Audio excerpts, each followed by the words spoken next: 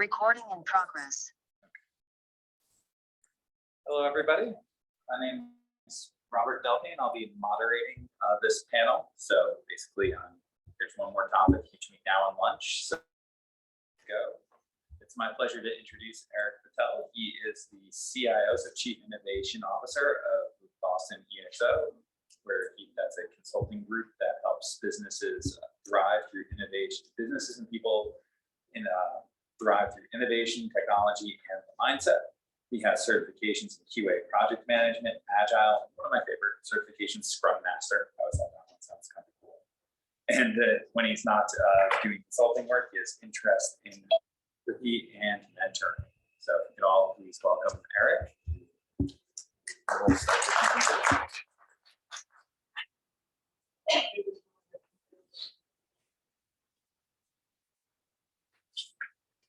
Thanks, folks. Welcome. How's been the conference so far? Everybody's been here for a couple days. I'm getting down to the wire, right? Excellent. Well, good to have you. My name is Eric Patel, and as you just heard, I'm with an organization called Exponential Individuals. And we'll get to what the inspiration was behind this organization shortly. And I'd like to put a shout out to my co-host, Ann Bathello, who was not able to join us today. So when you think of this phrase, exponential individuals, what comes to mind? What are your initial thoughts? What are your initial impressions of an exponential individual? What do you think makes somebody an exponential individual? Just curious. Anybody have any thoughts?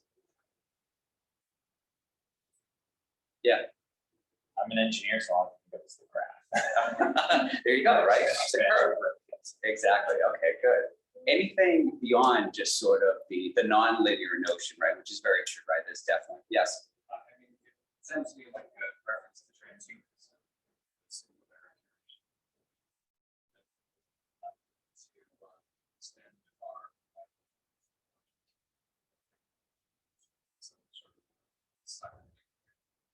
Okay.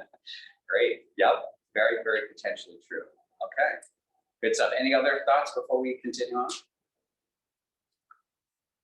All right, so we're gonna try to cover a couple things today. One is optimal performance, and how does that relate to this notion of becoming an exponential individual? So we're gonna cover both the engineering, sort of left brain side, and also the non-engineering, let's say, right brain side.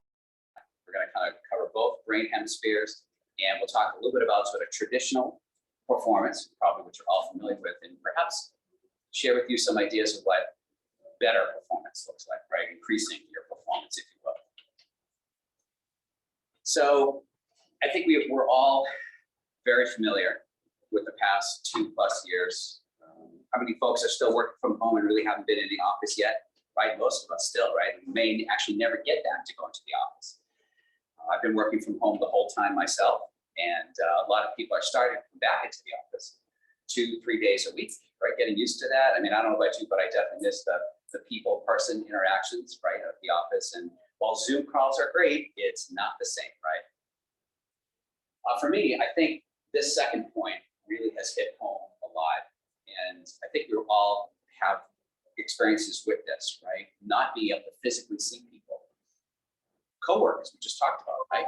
Sure, we're seeing them online, but certainly not in person very much. And some of us really haven't even seen our coworkers, since the pandemic broke. And then there's been loss, right? We've all known people, maybe some of you have lost people during the pandemic. I was at a talk earlier this summer at a biohacking conference in Boston, and the speaker was talking about this impending notion of mental illness and mental fatigue and mental impacts are going to happen. Some of you probably have already experienced this as well, right? In very different degrees, right? It's great to work from home, but every day for years, in the same spot, I don't know, right? It's tough, right? And we see this a lot too with students, right? With children, with even just adults and work folks, right? This has all been taking a toll on us, very much so. And it's been very, very challenging. And then lastly, I mean, who knows what the future is going to bring? I mean, travel has definitely picked up. As we mentioned, people are coming back into the office. Things seem to be coming back to normal until you see people wearing masks again and people staying apart from one another again. And everything that been through, right, over the last bunch of years or so. So, you know, you really do wonder, is this ever going to come to an end, right? Or is this now, pardon the expression, the new normal, right? So as we talked earlier, we want to focus a little bit both on the left and the right brain, right? So the left part is a lot of us in this room, right? The engineering, the rational mindset, facts and figures, stats, data, and of course, the right part of the brain is all the consciousness, the emotions, the feelings, etc. And so, you know, we believe to have optimal performance, as well as have the ability to become an exponential individual, you need both hemispheres working, right? And myself, an engineer, traditionally, over the course of many, many years, and been very left brain, right? So as we're talking through some of these slides today, some of this will be kind of new for you. It was for me, right? As I was kind of going through this transformation myself, and it's becoming more and more exponential. Really just having a good hemisphere balance, right? Between sort of the left as well as the right brain.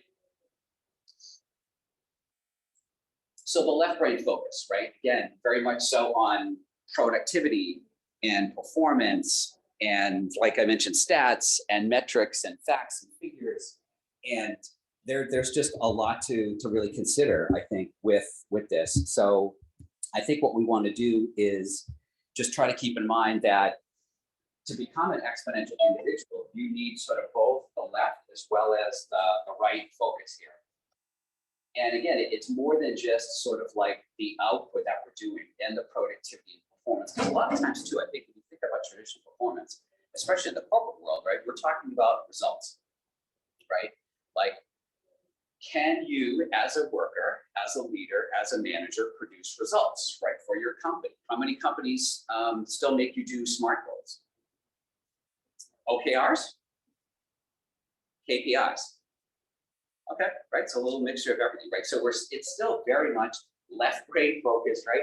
High performance, high productivity, high output, produce, produce, produce. How many of you know about Tony Robbins? Have you been to a Tony Robbins seminar?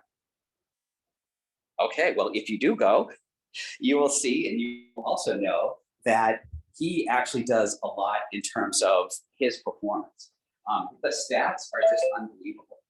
You can see here how many calories he burns, how much movement he does during his seminars. And so the one I got a chance to go to was Unleash the Power Within, which is kind of this entry-level seminar. It's about 4 days worth. He does longer ones, of course. And you can just see here, like some of these traditional metrics that he's cranking out. It's kind of unbelievable, right? Now, Tony's in his 60s. He doesn't look like it. He certainly doesn't act like it. He's one of many people that really, from an external standpoint, he is really cranking things through, right? So he's not only talking like what I'm doing now, but he's also moving, he's performing, he's interacting with the audience, he's jumping up and down. It's very animated, right? It's very physical. So just as an example here, you can see just astounding what one person can do, right, over the course of just a few days. Does anybody know who Stephen Kotler is? New York Times bestselling author of a number of books, including my favorite, The Art of Performance. And he joined us on a call recently. And we're going to try to play this video. If not, I'm happy to sort of talk through it. But he had a lot to say about performance. This is recent work. So this isn't really something I've talked about a whole lot. But they always, what the new thinking is on group flow, they want the best place to start is what they term collective ambition. So that's different from a group goal, right? Like a group goal may be to finish project X, but collective ambition is why the group came together in the first place. And that has to be very shared, very aligned, very tight. Sounds like with this group, you have that down, right? It doesn't sound like that's a particular problem with this group. Now, second to that are clear goals, which are an individual flow trigger. That just means that the group is aligned on what we're trying to get done today or tomorrow or next week or this year. That sort of stuff. That's also very, very, very important, but it's different from collective ambition. Sounds like the collective ambition here is to make a pretty big difference in the world. So sounds like you're already ready there, yeah, in this group at least. So Stephen does a lot with flow, right? Think about a time when you're doing something. It could be work, it could be something that's non-work. And have you lost track of time? Have you fully enjoyed it? Have you forgotten about everybody and everything else? Have you gotten some great results? Can you think of something that you do either as a hobby or as an activity that kind of gets you in that flow state, right? So in thinking about optimal performance and flow, this is another example of how you're really able to sort of exceed your own expectations, right? By almost losing your mind a little bit, losing track of time, and really just not having something feel like work, but actually having something feel enjoyable to you. This, Anybody ever heard Parkinson's law? I can never remember the title of this. And this is so true that if you have X amount of time to do something, right? So maybe you have 30 minutes to eat lunch. You have an hour to study for an exam or whatever. You're going to take that time and get it done in that time. If you have less time, guess what? You'll be able to do it in less time. More time, the same thing. This is amazing, right? So this is going to tie into another law, which we'll talk about in a moment. But really, there's something to be said about sort of time boxing ourselves and just really being conscious of time. We all know we have to manage our time, right? Some of us do a better job of that than others. But knowing full well that, you know, we can set some boundaries, and you'd be surprised what you can get done sometimes in even less time. So case in point, during the pandemic, a lot of us were in 1 hour Zoom calls. Has anybody switched to shorter meetings? 45 minutes, 30 meetings, 30 minutes, right? Are you getting about the same amount of work done in that same meeting time? Surprisingly so, right? So that's a good example of that. Illustrative law is something very similar as well. Now, this talks about your own sort of productivity and what happens over time. You guys have all gone through this, I'm sure, right? Over time, what happens? Can you work 12, 14 hours a day, days on end, weeks on end? Some of you have done that, right? How long does that last? What happens after a certain period of time? What happens day after day after day if you're sustaining that without doing anything to compensate for that, right? A decline. You are going to see things just going downhill. Have you experienced that? What are some of the symptoms of that? Your health, your wellness, mental state, relationships, finances, right? It just goes all down there from there. And look what's happened over these last several years. Working from home, working extended hours, not looking at the clock, saving time with commuting and everything else, right? We're working more and more hours. Are we seeing the effects of that? Are you feeling the effects of that?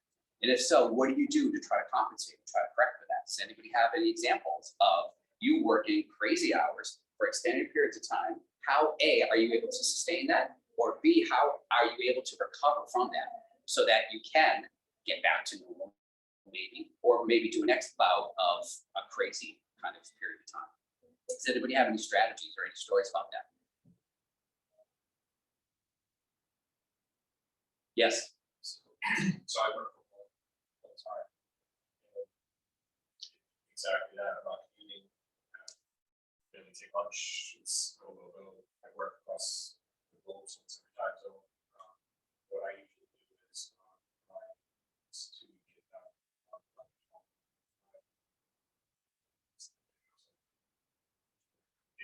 weekend. Get stuff out around the house. Yes, I do that. But then I do a lot of fishing. So on Sunday when I fish, I don't kind of go on where I need to get a bunch of stuff done.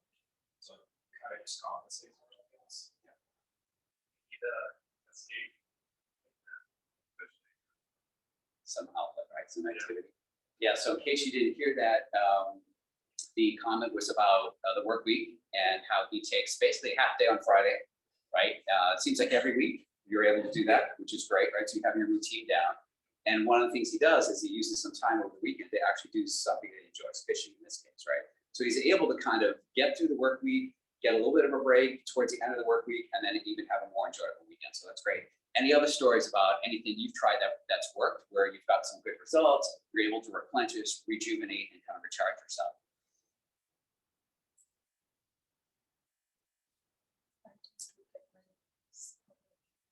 No email checking on the weekends. Love it.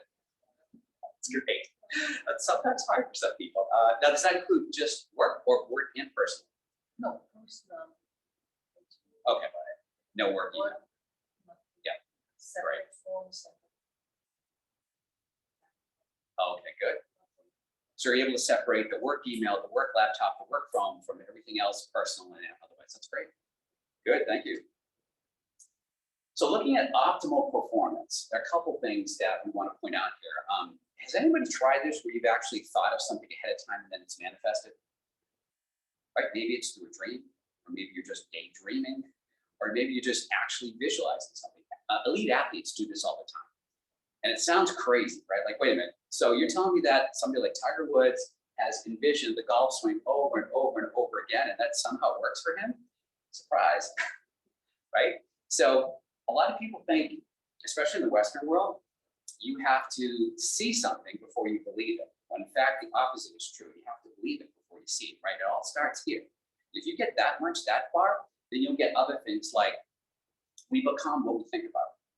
Right, all of you are here today for a certain reason. You've chosen this profession, this part of the American Society for Quality, ASQ, right?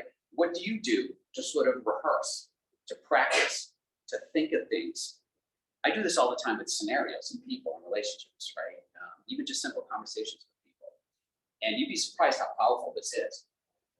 The second one took me a little bit of time to do. Brendan Bouchard, the author of a number of books, including High Performance Habits, the sixth habit is actually demonstrate courage. And when I started assessing myself on that 3+ years ago, I was pretty low on that. Now you'd be surprised. There's a lot to say about, courageous acts and being brave, not dumb, of course, but getting out of your comfort zone, right? And I think we all have that. We're all used to that. I had this thing about people in kind of autopilot, cruise control, zombie mode. I used to be like that. Maybe some of you are still like that because of COVID or other things, right? Can you break free from that? We'll talk in a few minutes about consciousness. I think that's sort of where it starts as well. These next two are kind of related: purposeful practice and focused repetition. So if you've been thinking that practice makes perfect, guess what? What happens if you're not doing that golf swing correctly or editing that spreadsheet correctly or whatever? You're going to keep making those same mistakes, and then you keep wondering, well, I just have to keep practicing. Well, here's the thing: perfect practice makes perfect, right? So knowing what to do, and this ties into even this last point here about self-monitoring, which again, athletes and other professionals do really well. They're able to coach themselves, right? So they know when they're going off track. But again, you have to know up front what it is supposed to be. What's the goal? What's that target, right? What does purposeful practice, perfect practice look like, right? So yes, maybe you will need to get a tutor or a coach or a colleague or a friend or a professional to help you at the beginning. But then after a while, can you kind of take that over and self-monitor yourself? Can you course correct as you're going through? If you can, you're definitely on the path to optimal performance. So that's all on the left brain side. Let's look at some of the right brain stuff that we've just been alluding to, right? Consciousness. I don't mean being awake, right? I mean actually like really feeling things and being conscious about who you are, what your purpose is, who you're here to serve, why are you here on this planet? Self-awareness, a big part here as well. This takes some time for people to really kind of do a good job with. And then of course we have the happiness and fulfillment. And are we living fulfilled lives? Or are we on the external looking good with our LinkedIn profile and our social media posts and our awards and accolades? How are we doing on the inside, right? If you're a mess on the inside, it's only time before that's going to come out if people are going to see it, right? And sometimes they can on Zoom calls, and they may not tell you. Or perhaps your tone of voice or your facial expressions, right? But lots of clues here. And then last but not least, the impact that you're having, right? Is it about you? Just about you? Only about you? Always about you? Or is it about others as well? People you love, people you work with, people you want to collaborate with, people in your community, right? So think about optimal performance, both from a left brain as well as a right brain standpoint. So you heard earlier about taking breaks and taking care of yourself and being good to yourself, right? Knowing when to just pause, take a break, relax, rejuvenate, revitalize is super important, right? So are you even aware of your energy levels? One of the ratings in high performance habits in the high performance planner is on energy. And over the last, I don't know, 3-ish years or so, my energy levels are usually pretty consistent. That's hard to do, right? In general. And then can you sustain that over time? Think about this also too, about what do you do on a daily, weekly, monthly, yearly basis, not just for your body, right? But also for your mind. What about your spirit and your soul? What are you doing for that? Right, so think about this as well, knowing when to just pause, but even beyond that, sort of when to say no. And for me, this has been difficult. Saying yes to what is important to you, why you're here, what your purpose is, what you're bringing to the table, what are you hoping to do and serve, and then saying no a lot more often. Is it Warren Buffett, the one who always says no for everything until you convince him on the yes? There was some famous person that whenever you ask him for anything, the answer is always no, right? So you have to almost convince him. You have to sort of, state your case here as well. Look at this quote from Gandhi here as well. So, it's hard to please everyone. It's hard to do everything. You don't always have to be in control, right? So being able to think about this in terms of, it's okay to say no, or not now, or later, or I'll get to that at this point in time, or thank you for thinking about me. Please, let's touch base in 6 months, or whatever the case may be, right? Is that just a no to yourself, or is it just in terms of others? Is that a no for you or for others? Right, so basically, you're talking to yourself in terms of directions. Sure. So is that more kind of a no? Or is it just like you, that's especially if others are asking you something and you always say no, you can take it. Right. Then you're labeled as being negative because he's the one who always says no, right? So I think, this is a little bit of a personal culture shift, right? Even for me as well. So I tend to not start sentences with no, right? So I will tell people, thank you for thinking about me. I'll consider it. I'll get back to you, whatever. And yes, sometimes the answer is, look, I'd love to do this. I said no to certain things this year. Absolutely. Stuff I definitely wanted to do. That doesn't mean never. It just means not now when you ask me. So maybe I will do something before the year is out. Maybe I will do something next year, right? Some of these projects and tasks and people and opportunities, they're going to be here for a while, right? Very few things are like, you have to answer yes now, otherwise this door is going to be closed. Yes, of course, there's some of them, right? But a lot of them will stay going, will stay open. You'll be able to come back to it. Or you know what? When you do come around to it and they ask you again, it'll be even better than what it was when they first asked you, right? So yes, you can say no to yourself at times, right? But also to others as well for some of the external requests that you're getting, because you have to, it's almost like we have this expression within EXI, is put your oxygen mask on first. You hear this all the time in the airplanes, right? What is that? Right? It's take care of yourself first, right? It's the same thing, whether the plane's going down or your family needs you or your significant other needs you, whatever, you have to, how can you bring your A game every day if you're a wreck, if you're a mess, if you're, again, not happening on the inside, but even though things may look great on the outside, right? So just think about that, right? Take care of yourself first so you can take care of others. So that was all a little bit about sort of like the left brain, right? The optimum performance, the traditional performance, things like that. Any questions about sort of that hemisphere before we go over to the right brain hemisphere?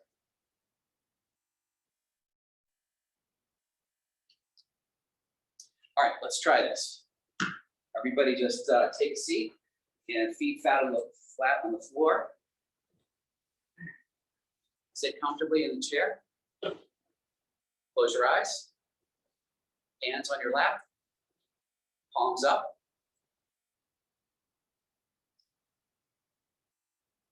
Take a slow, deep breath in, counting to 5.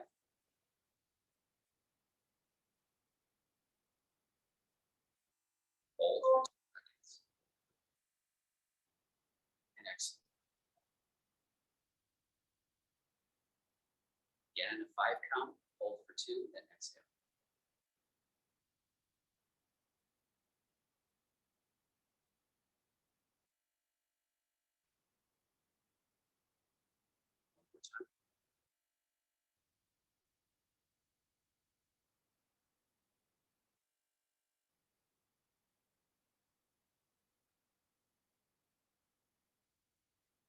still. Focus on the moment. Put your mind on thoughts. Clear your mind. Just be present.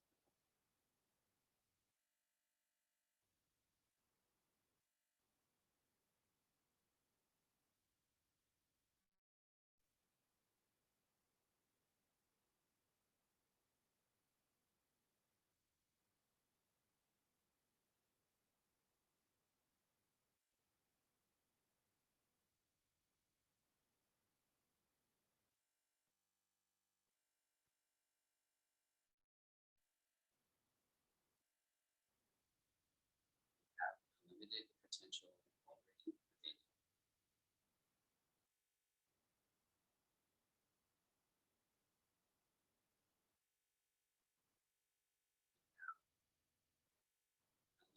Capacity to perform. You are loved. You are loved.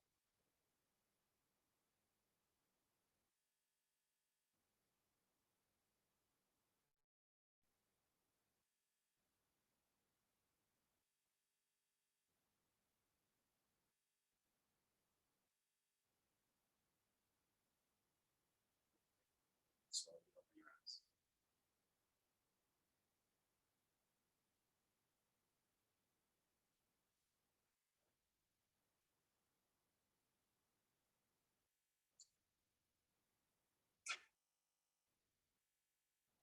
How many of you know people that are awesome, extraordinary, unique, special, different, high performers? Well, right. Maybe you consider yourself to be one of them. So if we all can be extraordinary, then how can we tap what's already within us? Not look external all the time, not always be seeking answers, but to find out what we have within us so that we can actually live fulfilled lives, our best lives. Humankind has been around for thousands of years. Some of you probably know about the Mayans, the ancient Egyptians, and even going beyond that, right? A lot of wisdom has been captured over time. Can we actually bridge the two, right, between what our ancients have already discovered, known for a long, long time, and what science is still trying to figure out? Can we really be the full expression of ourselves every day? What about our species? Can we be more conscious, collaborative, and fulfilled? In 2014, Salim Ismail, Michael Malone, and Yuri Bianchi wrote a book called Exponential Organizations. And they looked at a lot of the startup companies that are around Silicon Valley and throughout the world, try to ask, what's so special about them? What are they doing?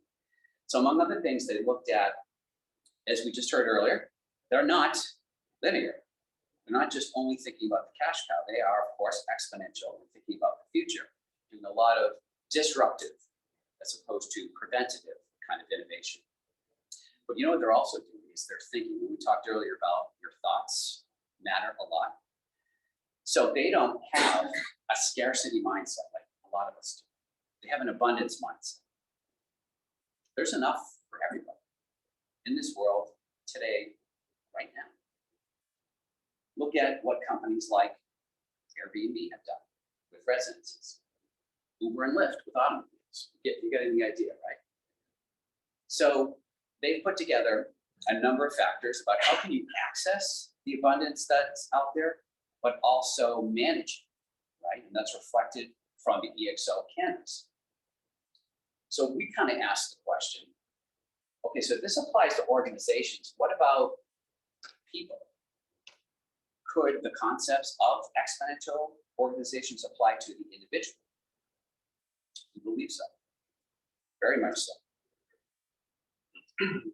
So our hypothesis that we're still testing today is that if we brought a sense of accountability, personalization, contribution, healing, and fun to the greater good, to everybody, through acts of self-exploration, self-awareness, and human optimization, could we transform?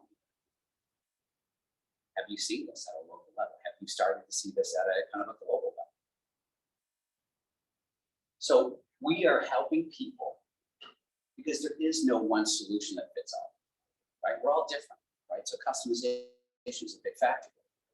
Can we create pathways to self-awareness, human optimization, and not just a me, but a me too, we way of being, that empower people to live out their lives in their highest calling and live their best lives? Not a good life, but your actual best life. Can we actually do that? So we thought about using this notion of exponential organizations and applying it to the person, right? So what this is a different way of being. That's not just about you, but about all of us collectively. So we have brain power. We talked about purpose earlier. Part of the EXO canvas is something called a massive transformative purpose, an MTP. What that is how you want to see the world 30 or so years from now. 2015-ish or so, right? A long time in the future.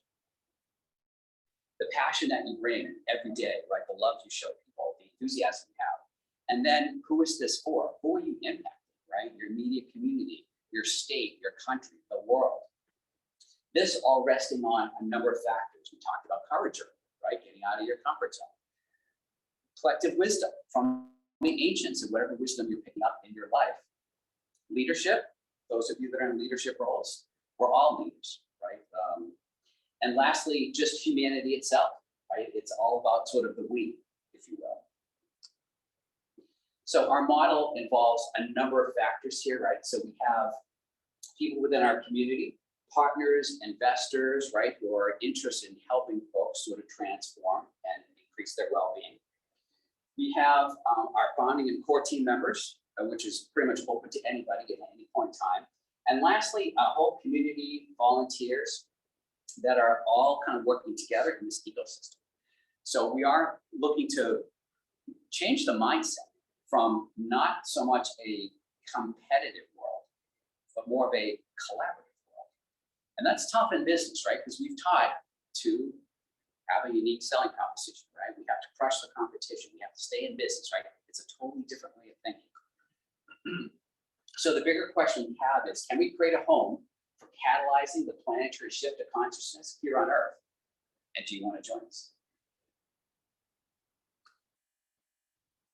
So back to the original question, right? Who is an exponential individual?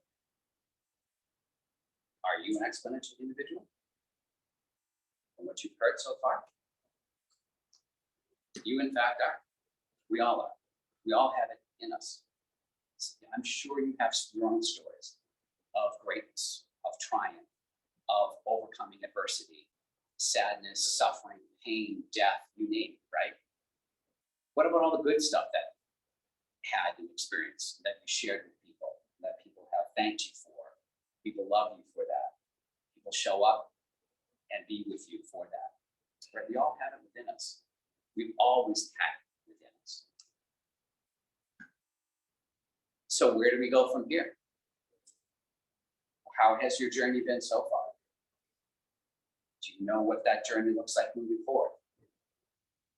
If you would have told me at the start of the pandemic, I would lose my full-time job, I would start a company in year one and another company in year two, and that's just from a business standpoint, let alone all the personal stuff, I would have busted a gut, right? So while you may not know where your journey will take you,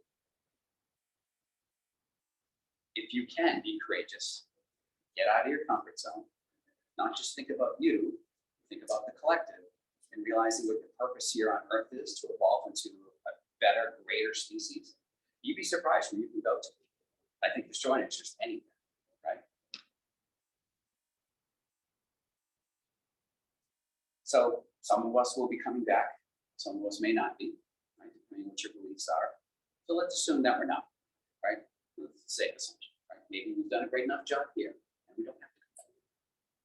And when you do come back, you won't even know it anyway, so you'll be hitting the reset button. So with that said, understand that, as you all know, I don't have to remind you, I've had several reminders myself this year, right? Our time is limited, right? So let's make the best of it as best we can. Get out of that autopilot, cruise control zombie mode that I was talking about earlier, right?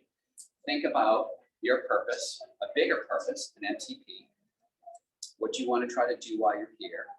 And also to spend equal amounts of time, not only in the left brain, but also in the right brain as well, right? The consciousness and the self-awareness, giving back, being of service to others, volunteering, helping one another, just like what you're doing here at the conference. So we have a lot going on. I'd love for you to join us and see what you'd like to contribute to. This project's been going on now for 20 months and counting. It started as a Friday Zoom call with a bunch of people. What do you want to do, right? And now 76 or so Zoom calls later, consecutive Fridays nearly, minus a couple weeks for the holidays. Massive sub-teams being formed, a whole company being formed, people doing great work, good stuff, big announcements coming very soon. There's really room for everybody. So think about this, and even what you want to do very locally, in your town, in your state, in your country, right? This is a multi-purpose, multi-generation, probably never-ending kind of an initiative and effort, right? So it's not only about you putting your oxygen mask on first and becoming exponential, but helping others, right? Giving back and serving, and really just remembering that it isn't just about you, it is really about all of us, the collective consciousness, right? Humanity, the planet, right? There are bigger factors here, but it's good to start with you first. Then you can work on your teams, your department, your colleagues, your company, your family, your community, and just kind of branch out from there. So, questions, comments, feedback? So I went to the website, the Exponential individuals. So basically, we just put out email and sign up. Yep. And then the follow-up would be like Friday, then tomorrow. So Yeah, we'll talk to you about kind of what your interest is, what you bring to the table. We have all kinds of little groups and working groups and subcommittees working. We're sort of operating as some of you know about the Web3 world, right? A decentralized autonomous organization, or DAO, right? So very flat, right? Not a lot of hierarchy, again, not sort of Web2, very Web3. So we're going to do a lot more work in that, but yeah, the teams are very autonomous, and you'd be surprised on what they crank out to do. So yeah, there's room for everybody. is that a subscription? I'm sorry? Is that a subscription or a monthly fee for this? There is other thoughts, other questions about what we talked about earlier about sort of the traditional performance, the optimized performance, left brain, right brain, in EXI. I do have one question though. I think you had a slide in the middle about extraordinary performers.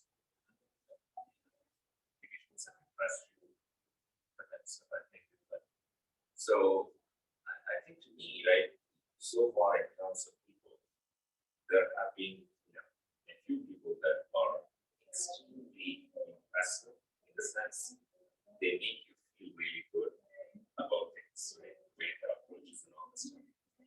But I don't think they're not extraordinary performers in terms of are they really successful? Do they have great careers and that stuff, right? But it just looks like they are very contented and they know that they have a full life, but they can kind of share that. You know what I mean? You feel very good, you feel very blessed in the presence, right? And then you just feel like, oh my God, I could be meeting somebody like this, right? That's, I mean, I think I can count 3 or 4 of them, right?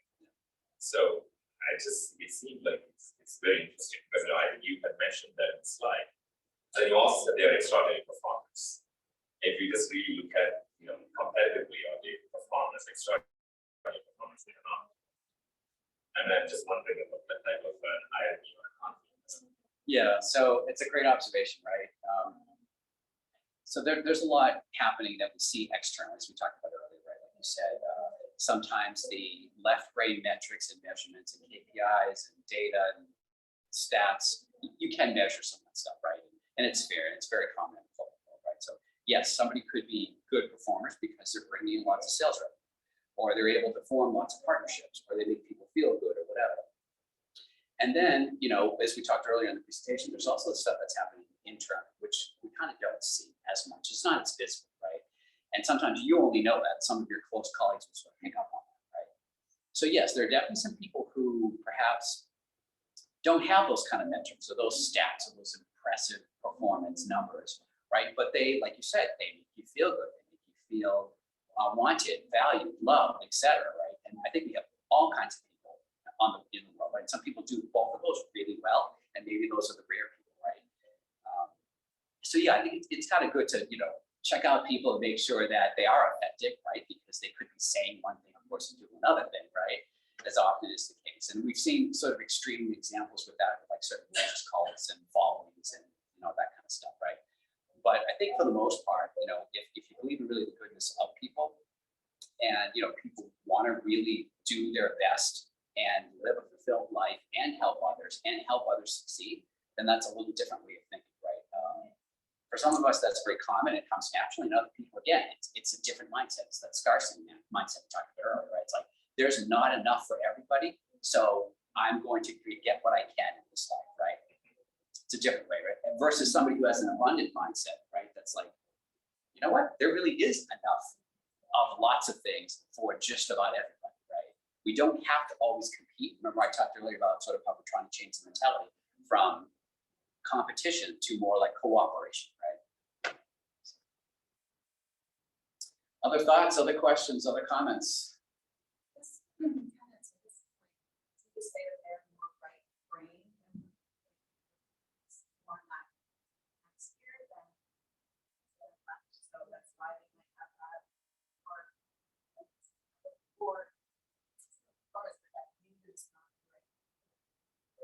Right, maybe So they- maybe it could.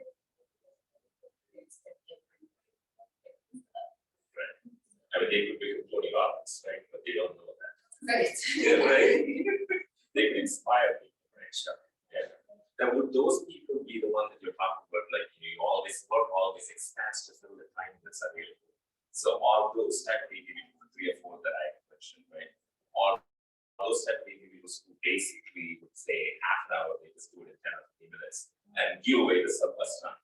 Or those, you know, is that the evidence we're talking about? It could be. I've observed that in those individuals also. Yeah, yeah. I mean, definitely there are some people that, again, on the left-right side are very efficient, right? They're doing things right. They're very effective. They're doing the right things, right? But we believe, as part of being an EXI, you have to have both, right? It's a whole person picture, right? It's left and right brain, right? It's like consciousness and subconsciousness. It's, you know, it's abundance and giving back to people as well, right? Because it's one thing to like have and possess and own, but it's another thing to like distribute and share and allow, right? So yes, I mean, sometimes you don't know people's motivations, right? You hope it's genuine, hope it's good, but you know, some people change, right? So, but it's good to have those sort of good intents, right? Because I think your intention is super important, right? Like, what are you intending to do? Really, right? What kind of a life are you intending to live? Is it wholesome? Is it good? Are you genuine? You know, when you get judged someday, what's going to happen, right? Additional thoughts, comments, questions?